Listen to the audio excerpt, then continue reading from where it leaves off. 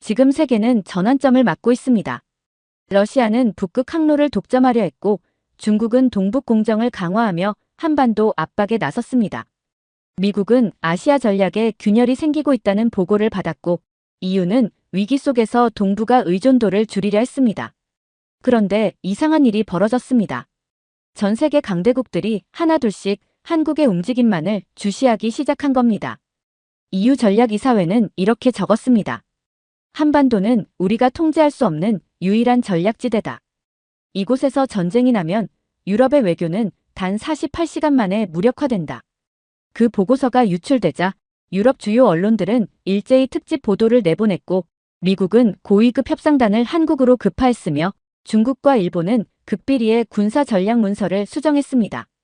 저는 파리 국방전략연구소 소속의 지정학 전공 박사입니다. 유럽 내 군사정책 컨설팅을 주로 맡아왔고 나토 소속 장성들을 대상으로 동아시아 안보지형 강의도 진행해왔죠. 그 말은 조금 멋있게 들릴 수도 있겠지만 사실상 책상머리에서 지도나 들여다보며 회의만 하는 사람이었어요. 제가 한국이라는 나라를 제대로 접한 건 다름 아닌 러시아 우크라이나 전쟁 분석 문건을 작성할 때였습니다. 북한과 접하고 중국, 러시아, 일본, 미국까지 주변 강국들이 빽빽하게 포진한 묘하게 압축된 위기를 가진 나라. 그 무렵 본부에서 아시아 전략 보고서를 업데이트할 필요가 있다며 한국 출장을 권유해왔습니다. K-팝이니 반도체니 하는 이야기들이야 자주 들려왔지만 저 같은 유럽인 입장에선 그런 건 어디까지나 문화산업이거나 기술력에 불과했거든요. 지정학적 생존 전략과 연결될 거라곤 전혀 생각하지 않았습니다. 저는 늘 마지노선이나 도버 해협 같은 유럽의 전통적 군사축선을 중심에 놓고 전략을 분석해왔습니다. 역사와 지형, 전쟁과 정치가 밀접하게 얽힌 그 구조야말로 진짜 지정학이라고 믿었죠. 한국은 그저 주변 강국 사이에 낀 기술만 빠른 나라 정도로 생각하고 있었어요. 인천공항에 도착한 첫날, 공항에서 제공한 정부 브리핑 자료 속 문장이 눈에 들어왔습니다.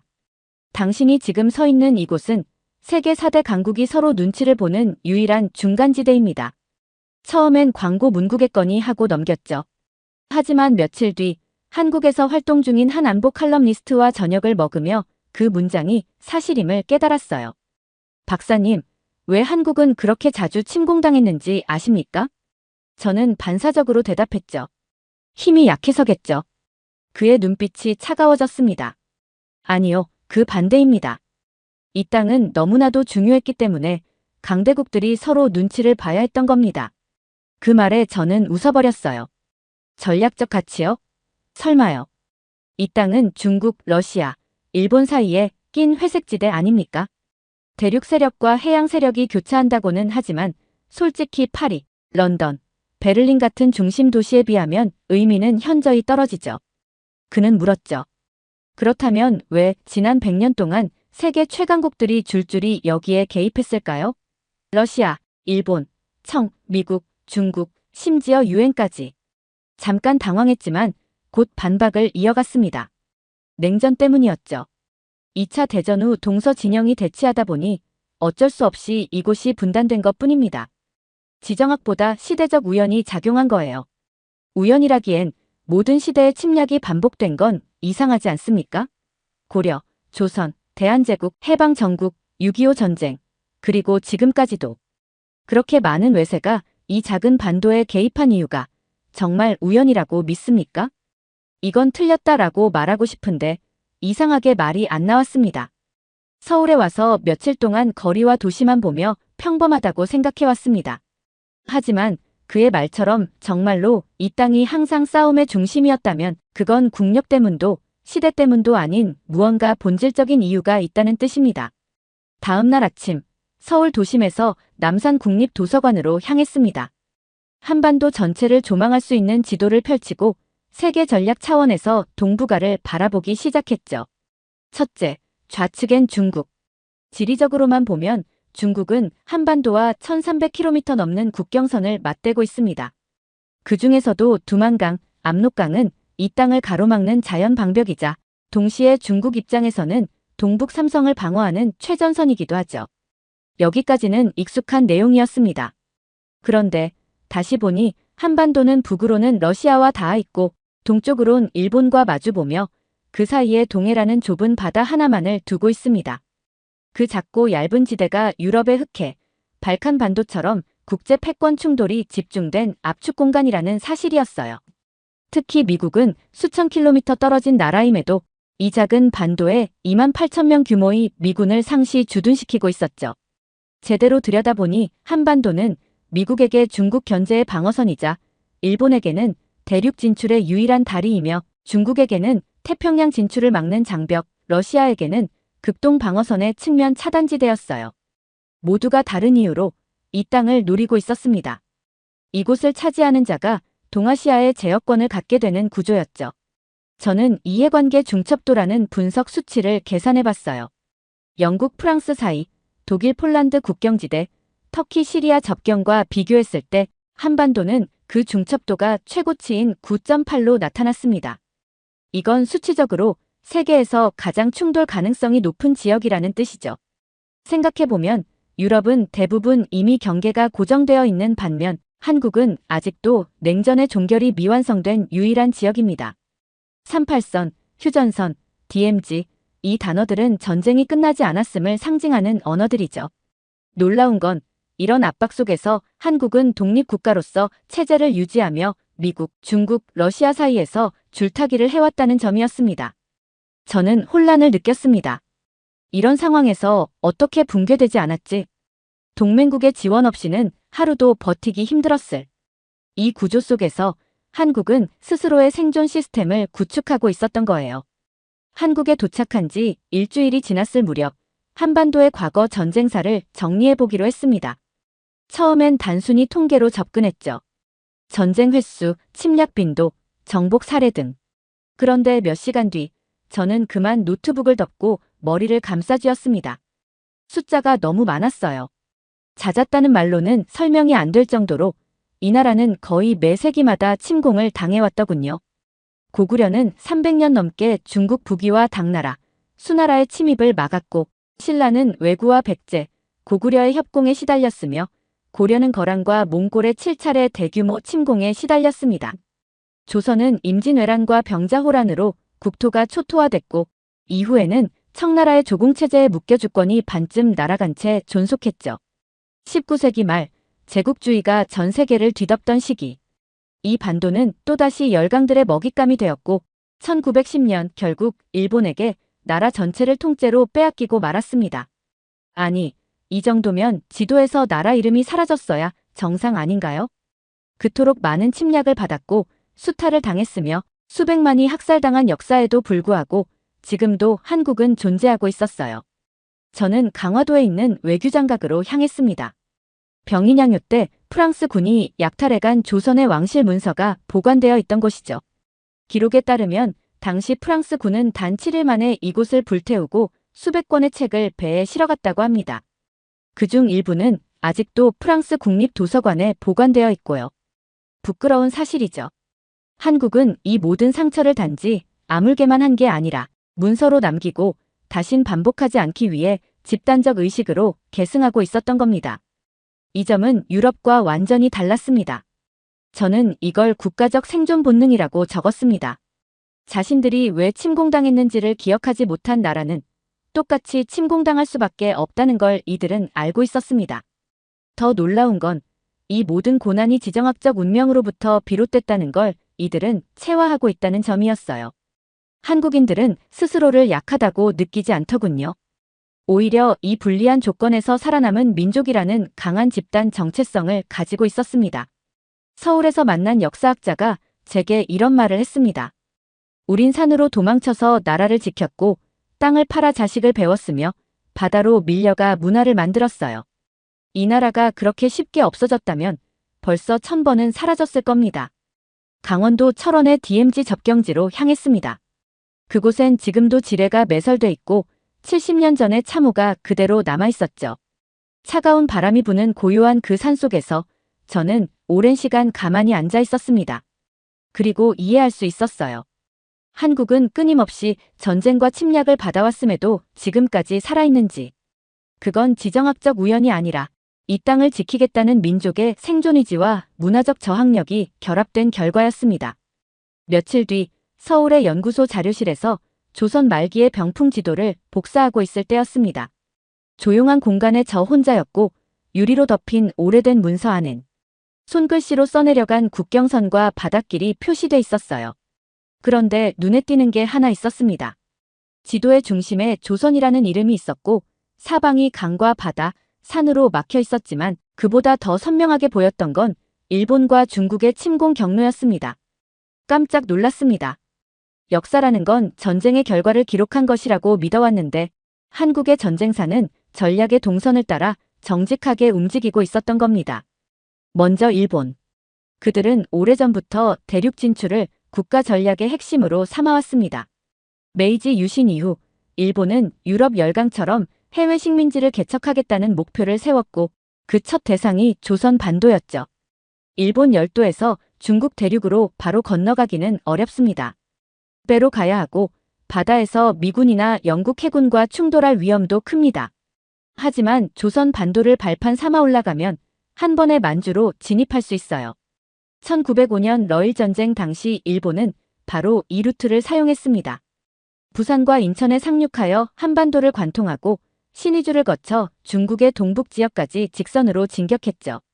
일제가 조선에 철도를 건설한 이유도 경제 목적이 아니었습니다. 만주로 가기 위한 전쟁 인프라였던 겁니다.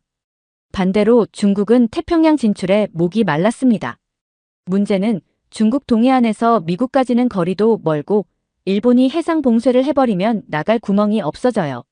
하지만 한반도의 서해안, 특히 인천이나 군산 지역을 확보하면 태평양으로 직통 항로를 만들 수 있습니다.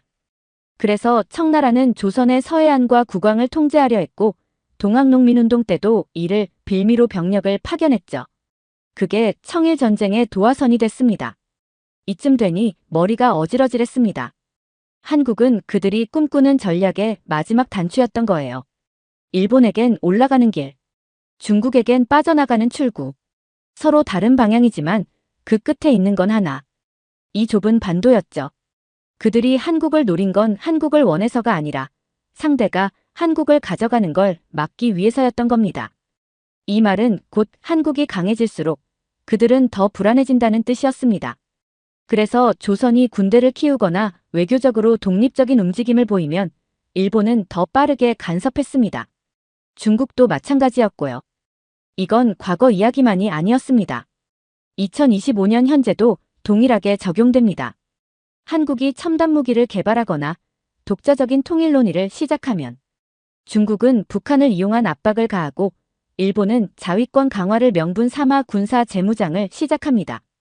역설적이게도 너무 중요한 위치에 있기 때문에 편을 들지 않아도 항상 싸움의 한가운데로 끌려가는 운명. 그게 이 나라였습니다. 프랑스에서 전략학을 배운 저로선 이런 유형의 국가는 본 적이 없었습니다. 이건 알자스 로렌 같은 분쟁 지역이 아니었어요. 이동의 길목이자 전략의 통제권이 걸린 주도권 전쟁의 무대였던 겁니다. 저는 그때 처음으로 이 나라가 왜 그렇게 성난 눈빛을 가지고 있는지 알 것 같았어요. 다음 날 국립중앙박물관 역사관에 들렀습니다. 한국의 고대사 코너에 들어서자 광개토대왕, 김유신, 을지문덕, 전쟁의 이름들이 연대기처럼 벽에 걸려 있었죠. 그걸 천천히 읽어내려가던 중 제 눈에 멈춘 하나의 문장이 있었습니다. 고구려는 7세기 초 당나라의 100만 대군을 막아냈다. 그리고 그 바로 옆 또 다른 기록이 있었어요. 수나라 양제가 112만 대군을 이끌고 고구려를 침공했으나 압록강 전투에서 대패했다. 지금으로부터 무려 1400년도 더 된 시점에서 이미 중국은 한반도를 넘어 대륙을 통제하려 했고 고구려는 그 압박을 막기 위해 요동과 압록강을 최전선으로 삼고 있었던 거죠. 놀라운 건 전략의 방식도 지금과 거의 흡사했습니다. 해로를 통해 상륙하고 평양성까지 육상 진격을 시도하며 보급선 차단을 노리는 방식. 심지어 당시의 고구려는 자체 방어 전략으로 수십 개의 산성망과 강을 활용한 유격전 전술을 구사했더군요. 아니, 이건 불가능에 가까운 일 아닌가요? 1400년 전이나 지금이나 전쟁의 양상은 달라졌는데 왜 전략의 구조는 그대로 반복되고 있는 걸까요? 이후에도 반복됩니다. 신라는 왜구의 해상 침입에 시달리며 전국적으로 해안 방어망을 구축했고 고려는 거란과 몽골의 침공을 피하기 위해 강화도로 도읍을 옮겼습니다. 저는 강화도에 다시 한번 방문했습니다. 이번엔 그냥 보는 것이 아니라 군사 지형 분석을 위한 시점으로요. 그리고 깨달았죠. 강화도는 침공이 어려운 구조를 갖춘 천연 요새였고 물자 수송로, 해상 통제권, 그리고 수도로의 접근 차단선까지 완벽하게 결합된 전략적 방패였던 겁니다. 결국 고려는 강화도로 도읍을 옮기고도 39년간 몽골의 침공을 막아냈습니다. 유럽을 초토화시킨 몽골 기병이 이 조그만 섬을 끝내 넘지 못한 겁니다. 한반도는 그 자체가 시험장 같았습니다. 누군가가 침공을 시도하고 그 침공이 실패하면 그 다음 세대가 그 전략을 계승하고 또 다른 세대가 방어 전술을 발전시켜 대응하는 순환의 역사. 이건 100년의 고난도, 500년의 저항도 아니었어요. 이건 무려 2000년 동안 한 줄로 이어진 전략의 생존사였습니다. 며칠 뒤 일정으로 국방대학교의 한지리 군사 전략 세미나에 참석하고 있었습니다. 군사 지형 분석을 전공하는 한국 군사학자가 칠판에 뭔가를 쓰고 있었는데 그 순간 다시 한번 충격을 받았습니다. 한반도는 무너지지 않는다. 침공은 가능하지만 점령은 불가능하다. 발표자가 이어서 말했습니다. 실제로 한반도는 수차례 점령당했지만 끝까지 지배에 성공한 국가는 없었습니다. 일제강점기도 35년이 한계였고요. 대부분의 침공은 머무르지 못한 전쟁이었습니다. 순간 머릿속에 전등이 하나 켜졌어요. 점령은 했지만 버티지 못했구나. 그래서 저는 직접 보기로 했습니다. 서울에서 렌터카를 빌려 한반도를 남북으로 관통하는 일본 국도를 따라 올라가기 시작했어요. 처음 마주한 건 산이었습니다. 산, 또 산이었어요. 도심을 조금만 벗어나면 연달아 솟은 능선들이 인간의 움직임을 방해하고 있었죠. 이 정도면 병력을 대규모로 투입하는 건 거의 불가능에 가깝습니다. 기동전 자체가 막혀버리니까요. 그리고 강. 지도상엔 한두 개밖에 안 보이던 수계들이 실제로는 고속도로를 따라 수없이 흘러내려오고 있더군요. 그뿐만이 아니었습니다. 산과 강 사이엔 좁고 굽은 평야가 있었고 그 평야 주변은 대부분 도시가 아니라 논, 밭, 작은 마을들이었어요. 즉, 침공군이 기갑부대를 전개할 수 있는 전장 공간 자체가 없다는 뜻이었죠. 도시전도 어렵고 장거리 미사일도 무용지물일 정도의 지형. 한국은 누군가 침공했을 때 싸워 이긴다가 아니라 들어오면 움직일 수 없다는 구조를 가지고 있다는 거예요. 이쯤 되니 저는 예전 보고서가 떠올랐습니다. 북한의 군사 도발이 거세질 때 미군 전략 보고서에 이런 문장이 있었어요. 한반도는 군사적으로 장기전이 유리한 구조를 가졌으며 단기 점령은 가능하나 유지 비용이 천문학적으로 치솟는 지대이다. 이 말은 곧 이 땅은 침공엔 약하지만 정복엔 강하다는 뜻이었어요. 그러니 아무리 쳐들어와도 이 나라가 사라지지 않았던 겁니다. 강, 산, 분지, 협곡, 해안선, 그리고 그 위에 사는 사람들. 이 모든 것이 유기적으로 엮여 국토 전체가 요새화된 문명을 만들고 있었던 겁니다. 혹시 제 감정이 과장된 게 아닐까 싶어 저는 역사 속 실제 전쟁 기록을 다시 살펴보기로 했습니다. 그리고 정말로 소름이 돋을 정도로 제가 느낀 바가 그대로 기록되어 있었어요. 먼저 6.25 전쟁. 북한군은 초반에 남진 속도가 어마어마했죠. 서울, 대전, 대구를 단숨에 밀어버렸고 부산만 남겨둔 상태였어요. 당시 미군 보고서엔 이런 문장이 남아 있었습니다. 북한군은 전선에서 이기고 있었지만 물류에서는 이미 패배하고 있었다. 전선이 길어지면 길어질수록 보급선은 늘어나고 보급 차량은 산에서 멈췄습니다. 결국 화력이 아닌 연료 부족, 식량 부족, 탄약 부족으로 전선이 무너진 겁니다. 특히 낙동강 전투 때는 극적이었어요. 북한군은 낙동강을 건너기 위한 교량을 임시로 설치했지만 미군은 이를 정밀 폭격으로 끊어버렸고 결국 북한군은 강 앞에서 멈춰 서게 됩니다. 전선은 있었지만 보급은 오지 않았고 그들은 점점 말라 죽었습니다. 그게 바로 한국이 시간을 벌어낸 방식이었죠. 이런 전략은 한국 전쟁뿐만이 아니었습니다. 1950년대 이후 수립된 한국의 방어 계획은 거의 전부가 보급로 유도, 적소모, 역공격으로 구성되어 있었습니다. 적이 밀고 들어오도록 일부러 길을 열어주고 그 사이에 계곡과 강 산으로 유도에 지치게 만들고 전선이 늘어나 더 이상 전진할 수 없게 되었을 때 정밀하게 반격하는 시기죠. 제가 유럽에서 배운 건 기동전이었습니다. 하지만 이 나라는 적을 뛰게 만들지 않습니다. 기어오르게 만들죠. 그리고 그 올라오는 과정에서 적의 연료와 인력, 사기, 식량을 하나씩 깎아냅니다. 단기전이 아닌 장기전을 전제로 한 병력보다 버티는 힘을 우선하는 전략 구조. 그 사실을 실감했던 건 서울을 가로지르는 한강을 따라 걷던 어느 날이었습니다. 마포대교 위를 지나며 문득 이런 생각이 들었어요. 이 강이 도시를 나누는 게 아니라 지키고 있는 건 아닐까? 그날 이후 저는 한국의 강을 군사적 시선으로 보기 시작했습니다. 단순한 자연환경이 아니라 실제로 전장을 지배하는 요소로서요. 그리고 확인하게 됐습니다. 이 나라는 강을 끼고 싸울 때 가장 강해진다는 사실을요. 6.25 전쟁 초반 낙동강 방어선이 그 대표적인 예였습니다. 북한군은 파죽지세로 남아있지만 마지막 남은 부산교두보 앞에서 강이라는 벽을 마주했어요. 그들은 강을 건너야만 했고 교량은 부족했고 유속은 빠르며 수심은 일정치 않았습니다. 그 사이 유엔군과 국군은 강 너머 고지대에 진을 치고 기다리고 있었죠. 그 결과 북한군의 진격은 멈췄고 보급은 끊기고 병력은 강 위에서 수장되었습니다. 강이 적을 끊고 방어군은 반격을 준비한 거죠. 그 반격이 바로 인천 상륙작전이었습니다. 저는 이 작전이 상륙의 성공이라고만 알고 있었습니다. 하지만 실제로는 낙동강에서 버티고 있던 병력과 인천에서 들어온 병력이 서울을 중심으로 강을 양쪽에서 끼고 포위하며 압박하는 작전이었더군요. 한강이 전선이 된 겁니다. 그리고 그 강 위에서 적은 혼란에 빠졌고 병력은 양분되었고 북진의 흐름은 완전히 꺾였습니다. 이건 현대전에서만 그런 게 아니었습니다.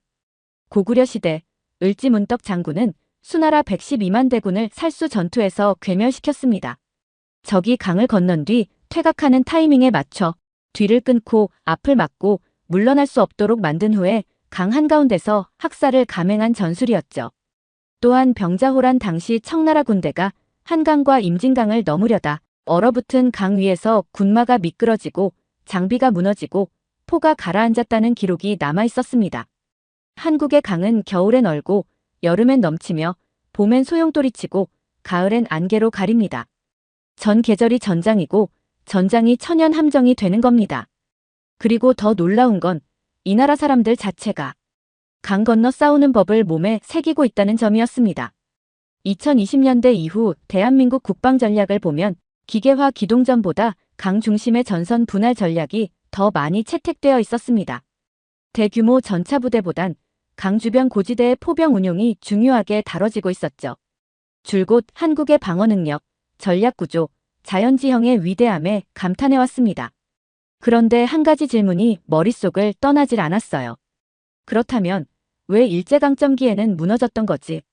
이 나라는 수나라, 당나라, 몽골, 청나라, 러시아, 중국, 북한 등 온갖 강대국의 침공을 막아냈습니다. 그런데도 1910년 일본에게 완전히 나라를 빼앗겼죠. 심지어 단 한 발의 전투도 없이 조약 하나로 나라가 사라졌습니다.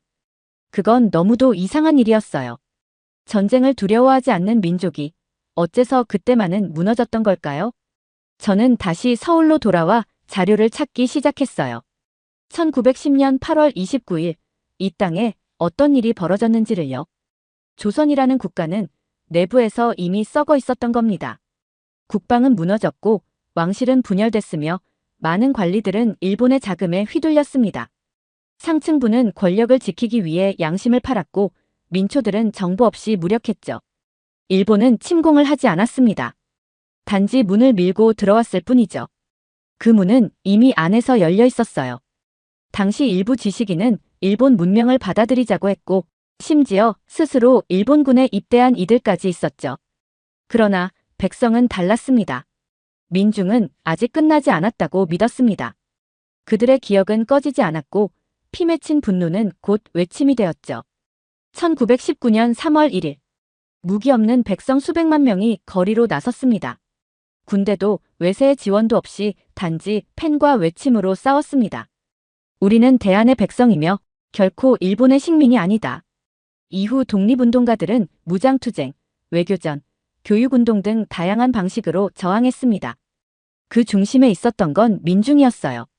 국가도, 정부도, 군대도 사라진 상황에서 한민족은 공동체 전체가 국가가 되는 방식으로 살아남았습니다. 심지어 독립 후에도 그들은 잊지 않았습니다. 일제에 협력했던 자들에 대한 청산을 끝내지 못한 채 다시 산업화에 돌입하면서도 그 아픈 기억을 기록하고 교육하고 후손에게 물려주었어요.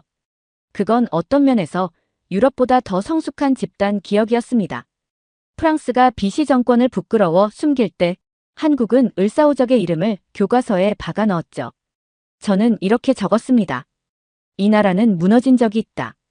하지만 망한 적은 없다. 그리고 생각했습니다. 망국의 역사조차 이 나라에겐 살아남기 위한 전략의 한 축이었던 건 아닐까? 어느 날 한국군 방위사업청의 관계자를 통해 국방산업 전시회 초대장을 받았습니다. 서울 근교 킨텍스에서 열리는 대규모 무기 전시회였죠. 입장하자마자 눈에 들어온 건 K9 자주포와 천무 다연장 로켓, KF-21 전투기 모형, 그리고 한국형 사드 LSAM 시제품이었습니다. 이게 한국 거라고요? 가까이서 보니 설계, 개량, 운용 전술 모두 한국형으로 최적화되어 있었고 이미 여러 국가의 수출 계약이 체결된 세계 1위급 방산 제품들이었어요. 방위산업은 전략 독립성의 증거입니다. 한 나라가 독자적으로 무기를 설계하고 생산하고 운영할 수 있다는 건 전쟁을 자국 조건에 맞춰 설계할 수 있다는 뜻이니까요. 그뿐만이 아니었습니다. 드론 전투 시뮬레이션 구역에선 실시간 자율 추적 드론이 한국군이 개발한 AI 시스템과 연동돼 움직이고 있었습니다. 이건 이스라엘이나 미국이 하는 방식인데 이후 저는 대한민국 국방부 산하사이버작전사령부를 취재할 기회를 얻었습니다. 그곳에서 들은 이야기는 놀라웠습니다. 한국은 매년 약 100만 건 이상의 사이버 침투 시도를 받고 있었고 그 대부분이 북한, 중국, 러시아발 해킹 시도였습니다. 그런데도 지금까지 단 한 차례도 주요 전산망이 마비된 적이 없었습니다. 이게 가능한 이유는 국가 차원의 데이터 분산 설계, 민관군 사이의 실시간 정보 공유 체계, 그리고 시민 보안 인식 수준이 세계 최고 수준에 가까웠기 때문이었어요. 그날 저는 서울역에서 부산행 KTX에 몸을 실었습니다. KTX는 순식간에 시속 300km를 넘겼고 서울에서 부산까지 3시간도 안 돼서 도착했죠. 부산항에 도착하자 눈앞에 어마어마한 규모의 컨테이너선이 정박해 있었습니다. 부산은 지금 전 세계에서 동북아시아의 해양 허브로 평가받고 있습니다. 2023년 기준 부산항은 세계 6위권 컨테이너 물동량을 자랑하며 특히 극동 유럽 항로의 70%가 이곳을 거쳐갑니다. 이건 우연이 아닙니다. 한국은 1990년대 중반부터 해운, 철도, IT를 동시에 묶는 트랜스 유라시아 전략을 구상해왔습니다. 철도는 서울에서 시작해 북한을 지나 시베리아까지 연결되고 부산에선 해상 운송으로 전환되죠. 게다가 한국은 기술 플랫폼으로도 허브 역할을 하고 있었습니다. 삼성, LG, SK 등 대기업들이 주도하는 반도체 배터리 공급망은 단지 제조만이 아니라 미국과 유럽, 일본, 동남아까지 이어지는 기술 전략망의 핵심 노드였습니다. 놀라운 건 이런 네트워크의 중심에 있음에도 한국은 어느 한쪽으로 치우치지 않았다는 점입니다. 미국과는 동맹, 중국과는 교역, 일본과는 기술, 유럽과는 외교를 유지하며 모두와 연결되되 누구의 종속도 되지 않는 위치를 택한 거죠. 한국은 이제 지정학적 위치조차 무기로 전환하고 있었어요. 제가 만난 외교학 박사는 이런 말을 했습니다. 우리는 예전엔 끼어 있었습니다. 그런데 지금은 껴야만 하는 나라가 되었습니다. 이건 국토가 반도라서 가능한 일이 아닙니다. 이 나라가 가진 전략의 방향성이 방어에서 연결로 바뀌었기 때문에 가능한 일이었던 거죠. 문화조차 이 전략의 일부였습니다. K-콘텐츠, 한글, K-뷰티, K-음식. 이건 소프트 파워 기반의 글로벌 진출 전략이었죠. 그 전략의 결과로 한국은 현재 G20에 속하고 UN 평화유지군 파병국이며 기후변화 대응, 개발도상국 기술협력, 사이버 안보 등에서도 글로벌 리더십을 발휘하고 있는 나라가 된 것입니다. 인천공항 제2터미널. 출국장 보안 검색대를 지나 게이트 근처 커다란 유리창 앞에 앉아 있었습니다. 비행기 이륙까지 1시간 정도 남았을 무렵이었죠. 그동안 머물던 모든 장면들이 주마등처럼 스쳐 지나갔습니다. 처음 이 나라에 도착했을 때 왜 이 땅이 아직도 존재하는가? 라는 질문을 안고 있었습니다. 저는 한국을 그저 지정학의 교차점, 열강 사이의 중간지대 정도로만 봤어요. 하지만 지금 비행기 탑승을 기다리는 이 순간 완전히 다른 질문을 떠올리고 있었습니다. 이 나라는 어떻게 이렇게 완전해졌을까? 제가 본 한국은 극한의 조건을 자기만의 방식으로 해석하고 돌파해낸 살아있는 전략 체계였어요. 산이 막으면 산을 요새로 만들고, 강이 흐르면 강을 전선으로 삼으며, 무기가 부족하면 땅을 고립시키고, 정보가 끊기면 기억으로 버텼습니다. 심지어 한번 완전히 무너졌던 시기조차 그들은 자신들의 역사와 언어, 정체성을 놓지 않았습니다. 망국조차 전략으로 기억하는 민족. 그건 제가 지금껏 만났던 어느 유럽 국가에서도 보기 힘든 정신력이었습니다. 저는 며칠 전 한 기사를 봤습니다. 한국이 개발한 천무 다연장 로켓이 중동에서 미국과 이스라엘 무기를 제치고 수출 계약을 따냈다는 내용이었어요. 얼마 전까지만 해도 무기를 수입하던 나라가 이제는 전 세계 분쟁 지역에서 전장을 설계하는 나라가 된 겁니다. 또 다른 기사에선 한국이 세계 반도체 공급망 회복을 주도하고 있고 K배터리는 유럽의 탄소 중립 정책의 핵심 기술로 인정받고 있다고 했죠. 그런데 그 모든 것보다 저를 감동시킨 건 이 모든 강함의 바탕에 흐르는 절제된 태도였습니다. 서울 강북의 어느 노후한 전통시장, 대전의 소박한 기념관 해설사, 부산의 어선 위에서 조용히 일하던 노부부. 이들은 모두 자신이 어떤 전략의 일부인지 전혀 자각하지 못한 채 자연스럽게 그리고 자기 자리를 지키고 있었습니다. 처음에는 호기심으로 시작된 여정이었어요. 하지만 저는 이제 이 나라를 잊을 수 없게 되었습니다. 두 번째 사연 시작합니다. 전 세계 한국 같은 나라는 단연코 없습니다. 신뢰라는 단어가 무기가 되고 사회 전체를 전율하게 만드는 나라. 지갑을 잃어버렸는데 그대로 돌아왔습니다. 노트북과 현금을 둔 채 자리를 비웠는데 아무도 손대지 않았습니다. 사고를 낼 뻔한 오토바이 운전자가 오히려 먼저 사과했습니다. 그리고 그 모든 것을 목격한 이는 유럽에서 30년 넘게 신뢰 시스템을 연구한 세계적 심리학자였습니다. 그는 말합니다. 이건 제도가 아닙니다. 문화도 아닙니다. 한국은 사람이 사람을 믿는 나라였습니다. 대체 무슨 사연인지 오늘 사연 바로 시작하겠습니다. 저는 엘렌 뉘스트룬입니다. 북유럽 스웨덴에서 심리학과 공동체 연구를 해온 사람이에요. 신뢰, 공동체 윤리, 시민 간 협동 구조 같은 개념을 연구했고 지금껏 유럽을 중심으로 수천 건의 사례를 분석했죠. 신뢰는 복지에서 자란다. 투명한 행정이 곧 윤리의 기반이다 같은 문장을 줄곧 써왔어요. 그렇게 믿었고, 그렇게 가르쳤고, 그렇게 살아왔습니다. 그런데 한국, 이 나라에선 모든 게 달랐어요.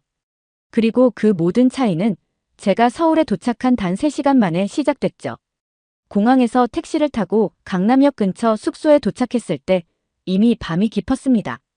거리는 화려했고 사람들은 많았으며 어디든 규칙과 무질서가 공존하고 있었어요. 시차 적응을 핑계로 저는 거리를 조금 걸었죠. 대도시의 밤은 본능을 드러내는 시간이니까요. 이기심, 경계심, 소유욕 같은 것들 말이에요. 그런데 제 눈에 들어온 건 전혀 다른 풍경이었어요. 강남대로 뒷골목 한켠 작고 환한 아이스크림 가게가 있었습니다. 문이 활짝 열려 있었고 간판엔 무인점포라고 적혀 있었죠. 나는 순간 멈춰섰어요. 이건 실험이었거든요. 무인점포는 사람의 본성을 시험하는 공간이니까요.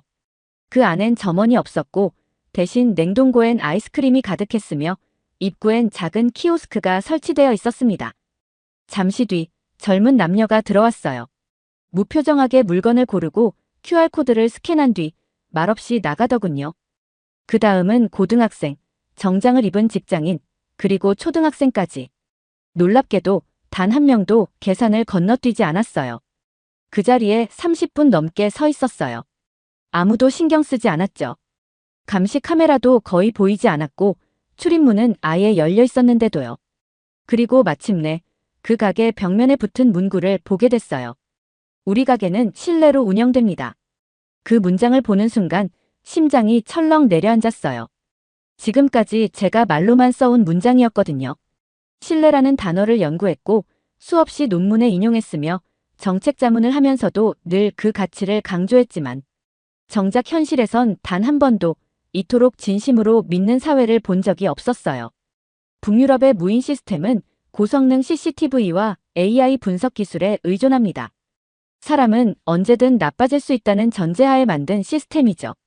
하지만 한국은 달랐어요. 이곳에선 사람을 신뢰하는 전제로 사회를 설계한 듯 보였습니다. 그날 밤 숙소로 돌아가는 길에 저는 아무 말도 하지 못했어요. 호텔 방에 들어와 노트북을 켰고 5년 동안 쓰던 제 연구 논문의 서론 1장을 조용히 삭제했습니다. 신뢰는 복지에서 태어난다는 전제를 이 나라에서 무너뜨렸어요. 서울은 아무 말도 하지 않았지만 그 가게 하나로 제 연구와 철학 전체를 조용히 그리고 통쾌하게 부숴버렸습니다.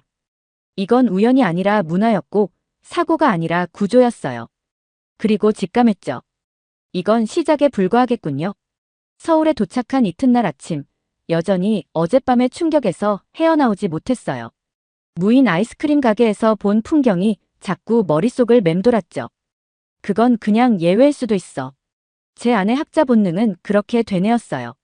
한국 사회가 정말 신뢰로 움직인다면 그건 특이점이 아니라 패턴이어야 했습니다.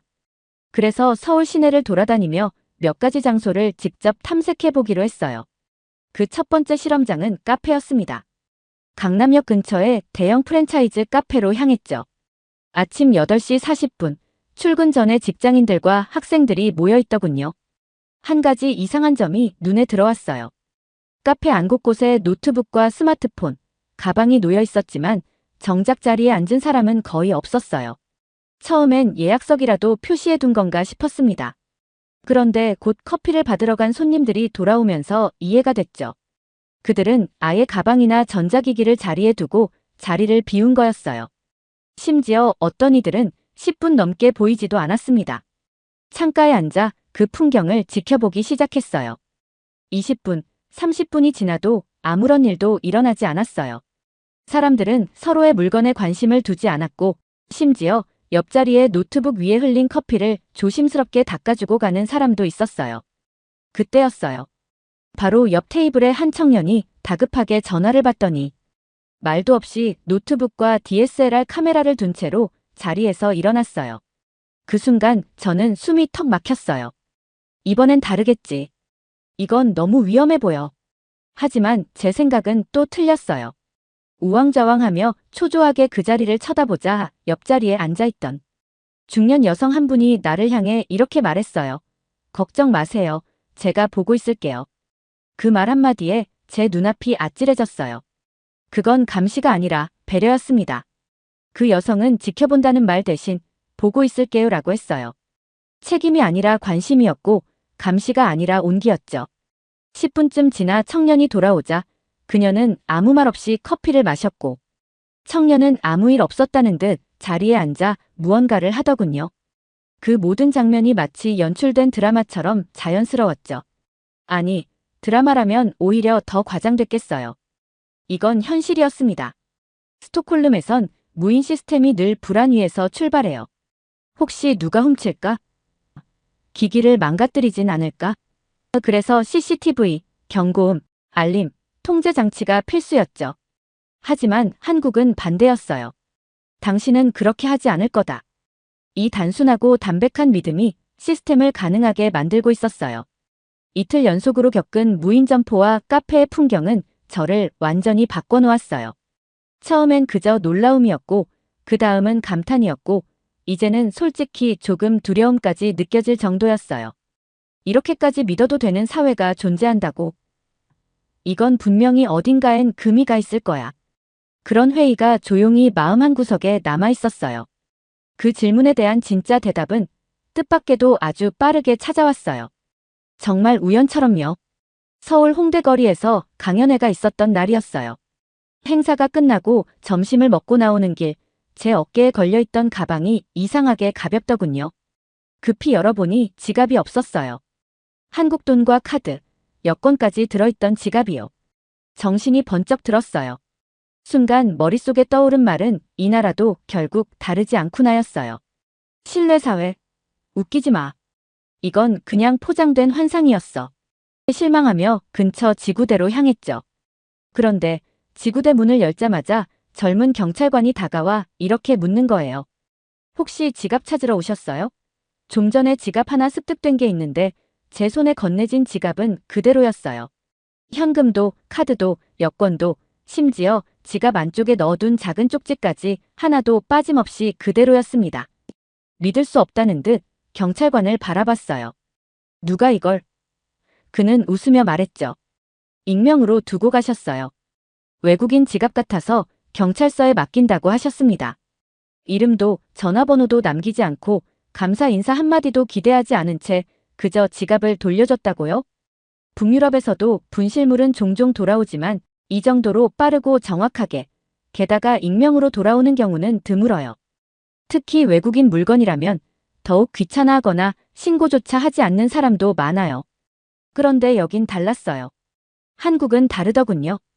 그 익명의 시민은 제가 누구인지 몰랐고 돌려준다고 해서 칭찬받을 것도 없었으며 아무도 글을 기록하지 않았는데도 단 한 점의 망설임 없이 선택했어요. 법이 시켜서가 아니라 양심이 먼저 움직였기 때문이었죠. 경찰관은 너무도 자연스럽게 이렇게 말했어요. 자주 있는 일이에요. 외국분들이 보통 처음엔 놀라시죠. 그 순간 저는 그동안 제가 알고 있던 도덕이 얼마나 조건부였는지를 깨달았어요. 숙소로 돌아오는 길, 제 손에 들려있는 지갑이 단순한 물건으로 보이지 않았어요. 그건 한 사회가 저에게 보여준 무언의 약속, 그리고 조용한 믿음의 증거였습니다. 그리고 그날 이렇게 기록했어요. 신뢰란 누가 보고 있어서가 아니라 아무도 안 보고 있어도 그대로 행동하는 것이다. 한국은 이미 그 단계를 넘어 보이지 않는 타인까지 존중하는 사회다. 결정적으로 신뢰가 어떻게 실제 위기 상황에서도 강하게 작동하는지 보여준 사건이 평창에서 일어났어요. 출장 일정으로 한 중소도시 공공기관을 방문하게 되었는데 강의를 마치고 내려오는 길 빗줄기가 거세지더니 산비탈 도로에서 차량이 미끄러졌어요. 급히 브레이크를 밟았지만 차량 앞부분이 빗물에 젖은 로터리 바닥을 넘어서 도로 옆 배수구 경계석에 쿵 하고 부딪혀버렸죠. 충돌은 크지 않았지만 운전석에 앉은 저는 심장이 철렁했어요. 앞 범퍼가 살짝 찌그러졌고 가슴이 콱 막혔습니다. 이 낯선 곳에서 누구한테 도움을 요청해야 하지? 그때였어요. 비 내리는 도로 너머 근처 식당에서 우산을 들고 뛰어오는 중년 남성 한 분이 보였어요. 그 뒤로는 젊은이 2명이 맨몸으로 따라오더군요. 그들은 무슨 구조대도 아니고 그냥 지나가던 시민이었죠. 괜찮으세요? 충격 심했을 텐데요. 비에 흠뻑 젖은 그들은 아무 말 없이 제 차량 상태부터 점검했고 한 청년은 근처에 아는 카센터가 있다며 전화했고 다른 청년은 본인의 외투를 벗어 제 어깨 위에 살포시 올려줬어요. 아무 말도 할 수 없었어요. 눈앞에 펼쳐진 광경은 그야말로 현실 같은 비현실이었거든요. 제가 잘못한 사고였고 그 누구도 도울 의무가 없었는데 그들은 도움이 아니라 인간적인 행동을 택했습니다. 거듭 사양하자 중년 남성이 이렇게 말했어요. 멀리서 오신 분이잖아요. 우리끼리는 원래 이렇게 삽니다. 그 한마디에 눈물이 나올 뻔했어요. 비 맞은 게 아니라 마음이 젖어버렸거든요. 서울에선 시스템이 만든 신뢰를 봤다면 이곳에선 사람이 직접 선택한 신뢰를 보게 된 거예요. 규정도 보상도 CCTV도 없었지만 그 누구도 이기적이지 않았어요. 그날 밤 숙소에서 손으로 쓴 일기장에 이렇게 적었어요. 한국인들은 위기일수록 서로를 탓하지 않는다. 대신 그 상황을 함께 고쳐나가는 본능이 있다. 그리고 그 본능의 이름은 신뢰다. 차가 부서졌는데 마음이 먼저 고쳐졌어요. 사고가 아니라 사람이 저를 살렸죠. 그리고 그날 이후 저는 한국을 이상한 나라라고 부르기 시작했어요. 누군가 다치면 자기 일처럼 돕고 누가 넘어지면 함께 일으키는 이 사회가 너무 낯설고 너무 따뜻해서 이제는 저도 모르게 중독되고 말았어요. 평창에서 돌아온 뒤 제 연구 계획서를 완전히 뒤엎었어요. 처음 한국에 왔을 땐 유교 문화, 집단주의 같은 말로 분석을 시도하려 했죠. 하지만 이제 그런 분석은 너무 얕고 너무 피상적이라는 걸 절감했어요. 더 정확히 말하면 이 나라는 신뢰를 설계한 게 아니었어요. 신뢰라는 바탕 위에서 삶을 짓고 있었던 거죠. 서울로 돌아온 저는 이번엔 조금 더 시스템적인 관점에서 접근하기로 했어요. 신뢰를 눈으로 확인할 수 있는 구체적인 영역, 바로 무인 인프라였죠. 무인 편의점, 무인 세탁소, 무인 카페, 무인 주차장, 무인 헬스장까지. 이쯤 되면 무인이라는 개념이 단순한 기술이 아니라 삶의 철학처럼 느껴졌어요. 그날 신촌 인근에 있는 한 무인 헬스장에 들어가 봤어요. 회원카드를 대자 자동문이 열리고 아무도 없는 실내가 펼쳐졌죠. 기구들은 정리돼 있었고 바닥은 깨끗하게 청소돼 있었으며 기구마다 타인이 쓴 흔적 없이 깔끔하게 정돈돼 있었어요. 누군가 와서 썼다는 흔적은 있었지만 그건 마치 다음 사람을 위해 준비했다는 표시처럼 보였죠. 여긴 감시가 없는 곳인데 왜 더 질서 있는 걸까? 그게 첫 반응이었어요. 이해가 되지 않았죠. 북유럽조차 무인 공간에는 CCTV와 알림 시스템을 넘치도록 설치하거든요. 그런데 한국은 달랐어요. 기술이 아니라 사람을 믿고 있었던 거예요. 이후 하루 종일 서울 곳곳의 무인 시설을 돌아다녔어요. 그리고 마침내 가장 충격적인 공간을 만나게 됐죠. 바로 무인 공유 오피스였어요. 번호키를 입력하고 문을 열자 안에는 아무도 없었어요. 그런데 책상 위엔 노트북과 태블릿, 서류철이 고스란히 놓여 있었고 사람들은 커피를 사러 간 듯 자리를 비운 상태였죠. 어떻게 저렇게 고가 장비들을 그냥 두고 나가지? 하지만 그곳에 흐르는 공기는 불안이 아니라 평온이었어요. 누구도 남의 것을 쳐다보지 않았고 누구도 경계하지 않았어요. 그때 깨달았어요. 이 나라는 감시가 없어도 되는 구조를 먼저 만든 나라구나. 시민의 윤리를 시스템보다 먼저 신뢰했기 때문에 가능한 일이었죠. 이건 북유럽식 리스크 관리와는 정반대였어요. 우리는 늘 사람은 결국 실수하고 부정행위를 하게 된다는 전제에서 시작하죠. 그래서 시스템을 복잡하게 만들고 통제 구조를 촘촘히 짭니다. 그런데 한국은 애초에 사람을 선한 존재로 가정하고 시스템을 짰어요. 사람이 시스템을 통제하는 게 아니라 사람이 시스템을 완성시키는 구조였죠. 그날 밤 연구 노트를 덮으며 이렇게 썼어요. 한국의 무인 시스템은 기술의 성취가 아니라 윤리의 정점이다. 감시가 없는 것이 아니라 감시가 필요 없도록 사람을 먼저 세운 것이다. 북유럽식 관점으로 보자면 한국의 높은 신뢰 수준은 혹시 강한 집단주의 문화나 전통적 가치관 때문이 아닐까 생각했어요. 그러나 제가 경험한 한국은 그런 단순한 설명을 뛰어넘는 복잡한 사회였습니다. 서울 강남의 한 대형 쇼핑몰에서 본 광경이 특히 인상적이었어요. 첨단 기술로 가득 찬 이 공간에서 사람들은 점원 없는 매장에서 완벽하게 자율적으로 쇼핑을 하고 있었어요. 키오스크로 주문하고 휴대폰으로 결제하며 심지어 일부 매장에서는 무인 픽업 락커를 통해 상품을 수령하기도 했죠. 여기는 전통이 아닌 미래를 선택한 사회인데 왜 이런 신뢰 수준이 가능한 걸까? 제 마음속 질문은 깊어졌어요. 아마도 그 답은 제가 한국의 한 대학에서 만난 사회학 교수님의 말에서 찾을 수 있었을 거예요. 한국은 근대화 과정에서 매우 빠르게 변화했어요. 전통적 가치와 현대적 가치가 공존하죠. 그러나 우리 사회의 신뢰는 과거의 유산만이 아닙니다. 이건 현재 진행형의 사회적 선택이에요. 교수님은 계속해서 설명했어요. CCTV가 있어도 범죄가 줄지 않는 사례는 세계 곳곳에 있어요. 그러나 한국인들은 서로를 감시하기보다 서로를 지켜보는 문화를 선택했죠. 그건 타인에 대한 경계가 아니라 함께 살아가는 방식에 대한 합의예요. 그 말이 제 마음에 큰 울림을 주었어요.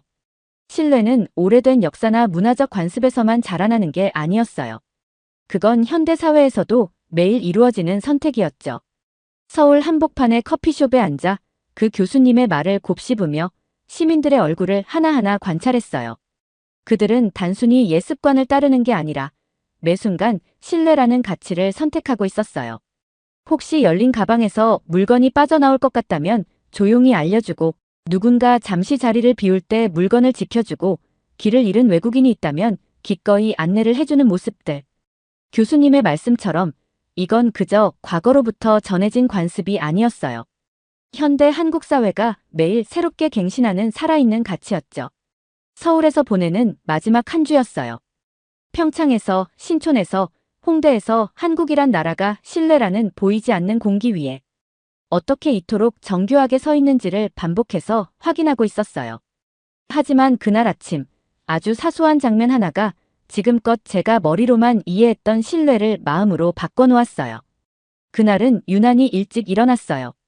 어디 갈 데가 있었던 건 아니었고 그냥 서울의 아침 공기를 한 번 더 느끼고 싶었죠. 강남역 근처 골목길을 따라 걷고 있던 중 신호등 없는 작은 도로를 조심스레 건너던 순간이었어요. 갑자기 골목 안쪽에서 오토바이 한 대가 빠르게 튀어나왔어요. 브레이크 소리, 미끄러지는 타이어 마찰음, 그리고 제게 정면으로 다가오던 헤드라이트. 몸이 굳어버렸어요. 불과 1초만 늦었더라면 그 길 위에 쓰러졌을지도 몰라요. 그 오토바이는 제 앞에서 아슬아슬하게 멈춰 섰고 운전자는 균형을 잃고 거의 넘어진 채 간신히 안정을 되찾았어요. 서로 숨을 몰아쉬던 그때 그 젊은 배달원은 제게 다가오며 이렇게 말했어요. 죄송합니다. 조심했어야 했는데 많이 놀라셨죠? 멍하니 그 얼굴을 바라봤어요.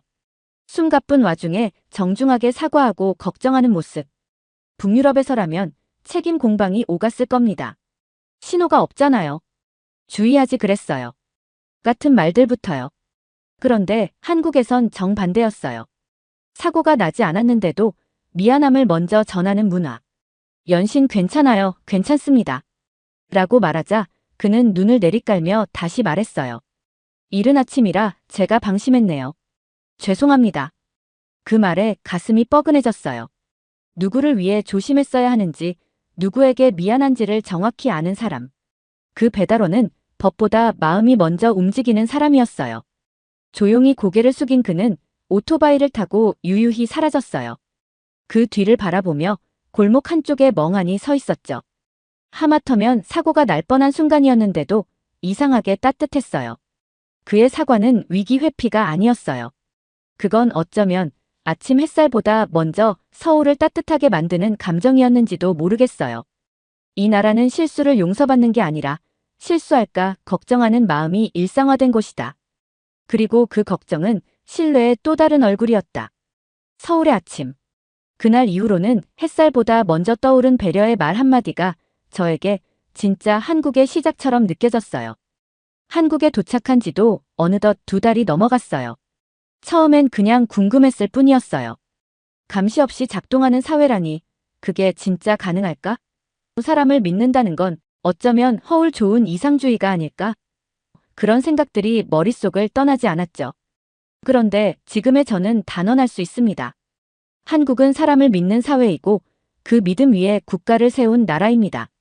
그 확신이 결정적으로 굳어진 건 아이러니하게도 군사안보 브리핑 자리였어요. 대한민국 국방전략 관련 민간연구소 초청으로 특수 브리핑에 참석하게 된 날이었어요. 그 자리는 일반 외국인에게는 허용되지 않는 고급 정보들이 오가는 곳이었기에 당연히 탱크, 무기, 첩보 이야기로 가득할 줄 알았어요. 그런데 회의 내내 가장 자주 들은 단어는 시민, 자율, 공동체, 신뢰였어요. 지휘관이 단호하게 말했어요. 한국의 안보는 총칼보다 시민의 자발적 참여에서 시작됩니다. 처음엔 좀 낯설었어요. 국방이 시민 참여라고요? 그런데 이어진 자료를 보고 저는 말을 잃었죠. 예비군 훈련 참여율, 민방위 시스템 유지율, 병역 이행률 모두 세계 최고 수준이었어요. 심지어 군 복무를 마친 이들이 의무가 끝난 후에도 예비군 훈련에 자발적으로 참여하고 있었죠. 더 놀라운 건 그 동기가 강제가 아니라 자부심이라는 사실이었어요. 한 청년의 인터뷰 영상이 제 마음을 완전히 무너뜨렸어요. 군대 다녀왔으니까 끝. 아니요. 나라가 날 지켰잖아요. 이젠 내가 나라를 지켜야죠. 그 말은 이 사회가 개인에게 얼마나 신뢰를 건네고 있는지를 보여주는 상징이었죠. 제가 유럽에서 봐온 병영 교육은 언제나 논리 위에 있었어요. 왜 지켜야 하는가? 얼마나 효율적인가? 무엇을 얻을 수 있는가? 하지만 한국은 전혀 달랐죠. 왜가 아니라 당연이었고, 무엇을 얻느냐가 아니라 무엇을 지켜야 하느냐였어요. 한국은 시민을 지켜야 할 존재가 아니라 함께 지키는 존재로 정의하고 있었어요. 그리고 그 시민들은 실제로 그 신뢰에 응답하고 있었고요. 한국에서 보낸 시간이 쌓여갈수록 왜 이 나라가 이렇게 다른지에 관한 질문이 제 마음을 파고들었어요. 왜 앞서가는 복지국가인 스웨덴이나 높은 시민의식으로 유명한 독일, 심지어 미국 같은 나라들도 이런 수준의 사회적 신뢰를 만들어내지 못했을까요? 그 답을 찾기 위해 저는 한국역사박물관을 찾아갔어요. 거기서 만난 박물관 학예사는 의미심장한 설명을 해주었죠. 한국은 5,000년 역사 동안 수많은 침략과 고난을 겪었어요. 그런 역경 속에서 살아남을 수 있었던 건 서로를 지키고 믿는 힘 때문이었죠. 그는 계속 말했어요. 또한 좁은 국토에서 많은 사람들이 함께 살아야 했기에 서로를 믿고 공존하는 방식을 자연스럽게 발전시켰어요. 하지만 가장 중요한 것은 신뢰를 선택했다는 겁니다. 특히 현대사에서 경제 개발과 민주화 과정을 거치며 우리 사회는 신뢰가 발전의 원동력이 된다는 것을 체험적으로 배웠죠. 이 말은 제 마음에 깊은 울림을 주었어요. 학예사의 말은 계속되었어요. 한국인들은 힘든 시기에 서로 도왔기에 번영할 수 있었어요. 그리고 그 경험이 모든 영역에서 작동하는 신뢰의 기반이 되었죠. 그 설명을 들으며 저는 한국이 왜 그토록 특별한지 조금씩 이해할 수 있었어요. 이 나라는 신뢰를 낭만적 이상이 아닌 생존과 번영의 실질적 수단으로 발전시켰던 거예요. 그 결과 신뢰는 추상적 가치가 아닌 매일의 생활 방식이 되었죠. 비행기를 타기 전 인천공항 대합실 창가에 앉아 있었습니다. 출국 심사를 마치고도 한참을 앉아 있었어요. 한국에서의 마지막 공기, 마지막 풍경, 마지막 사람들 그 모든 것을 조금이라도 더 담고 싶었거든요. 조용히 눈을 감았어요. 그리고 처음 한국에 도착했던 날이 떠올랐죠. 무인 아이스크림 가게 앞에서 멈춰 섰던 밤. 카페에서 모두가 자리를 비우고도 아무 일도 없었던 아침. 지갑을 분실하고도 되찾았던 날의 떨림. 비오는 강원도에서 낯선 외국인을 도와주던 사람들의 손길. 무인 사무실, 무인 헬스장, 문 앞에 쌓여있던 택배 상자들. 그리고 국방 브리핑에서 제가 나라를 지킬 차례예요라고 말하던 청년의 얼굴까지.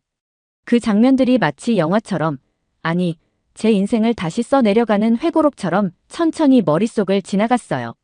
저는 처음에 한국을 이상한 나라라고 적었어요. 모든 것이 너무 다르게 작동하던 곳이었거든요. 그런데 지금의 저는 이 나라를 단 하나의 문장으로 정의합니다. 한국은 신뢰를 무기로 가진 유일한 나라다. 신뢰는 기술이 아닙니다. 법도 아니고 돈으로 살 수 있는 것도 아니에요. 그건 시간을 견뎌낸 인간들 사이에만 존재하는 보이지 않는 약속이었습니다. 유럽은 신뢰를 계약으로 정의했고 미국은 그것을 이상으로 선포했습니다. 하지만 한국은 신뢰를 그냥 살아버렸습니다. 비행기에 오르기 직전 마지막 문장을 남겼습니다. 나는 신뢰가 제도와 감시의 결과라고 믿었다. 하지만 한국은 그 반대였다. 신뢰가 모든 시스템의 출발점이었다. 출국 게이트가 열렸고 저는 천천히 걸어 나갔습니다. 그리고 마지막으로 고개를 돌려 한국 땅을 바라봤습니다. 그 순간 속으로 이렇게 생각했습니다. 이 나라는 시스템으로 설명할 수 없다. 사람이 사람을 믿는다는 그 단순함 하나로 모든 걸 이뤄낸 나라다. 이제 내 나라로 돌아가야 합니다. 하지만 분명한 건 한국에서 신뢰를 연구한 것이 아닙니다. 저는 이 나라에서 사람을 다시 믿는 법을 배웠습니다. 그리고 언젠가 강의실에서 학생들에게 이 경험을 말하게 될 때 분명 이렇게 말하겠죠. 한국을 연구하러 갔지만 결국 사람을 다시 믿게 되어 돌아왔습니다. 영상 일부는 무료 영상 소스를 활용했으며 편집 및 내용 구성은 감동탐험이 직접 진행했습니다. 사연 이야기가 좋았다면 구독과 댓글로 남겨주세요. 더 재미있는 사연으로 돌아오겠습니다. 이상 감동탐험이었습니다.